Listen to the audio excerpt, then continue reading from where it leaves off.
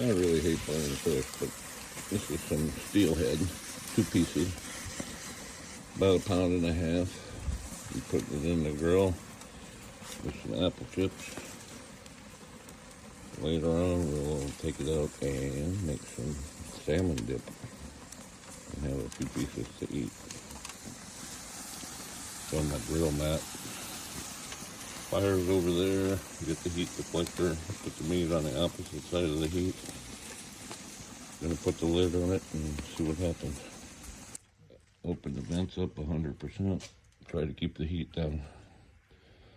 It usually climbs up 400 or 500 degrees right there. But anyway, luckily it's cold outside. I'll keep you informed.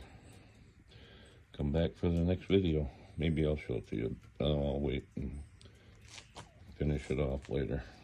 Show you a picture of the finished product.